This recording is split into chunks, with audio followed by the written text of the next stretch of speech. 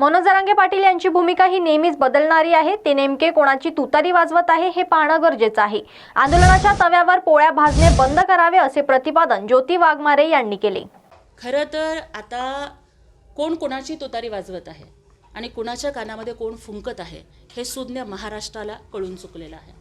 स्वतःकडे सत्ता नसल्यानंतर जाती धर्मांच्या मध्ये भेद पेटवणं, जाती धर्माच्या मध्ये दंगली पेटवणं आणि तुमच्याच माध्यमातून आम्ही ऐकलंय की मागील 5-6 महिन्यापासून कोण कोण म्हणत होतं की दंगली होणार आहेत, कोण म्हणत होतं की इथून पुढे महाराष्ट्रामध्ये जातीय दंगे पेटणार आहेत, किंवा आपण बघितलंय तुमच्याच माध्यमातून की मग आंतरवली सराटीमध्ये जेव्हा दगडफेक झाली तेव्हा बेदरे पाटील कुणाला भेटले होते, ते कुठल्या स्वतःला जाणता राजा म्हणवणाऱ्या लोकांना जाऊन भेटलेले होते, किंवा मग तो पप्पू पाटील नावाचा त्याचे पप्पा कोण होते, हे सगळं माध्यमांच्या माध्यमातून बाहेर आलेलं आहे।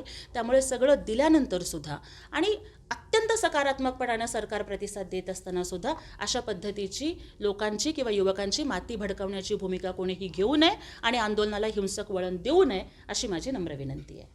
काही भाजपचे काही आमदार जे मराठा समाजावर उपकार केले भाषा सांगते, म्हणजे प्रसाद राणेसाहेब, काय तुमचं?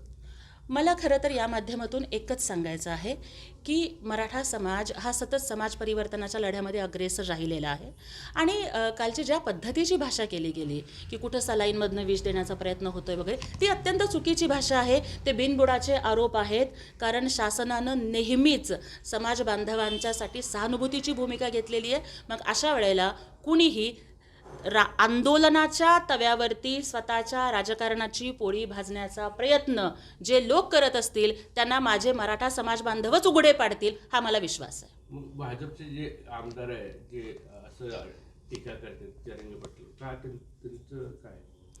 खरं तर म्हणजे ज्या वेळेला कसं होतं की जोपर्यंत जरांगे पाटील साहेब हे अत्यंत प्रामाणिक कार्यकर्ता आहेत आणि ते समाजासाठी लढत आहेत ही भूमिका होती, तोपर्यंत तुम्ही बघा की कुठल्याही पक्षाच्या लोकांनी त्यांच्या संदर्भात काहीही बोललेलं नव्हतं।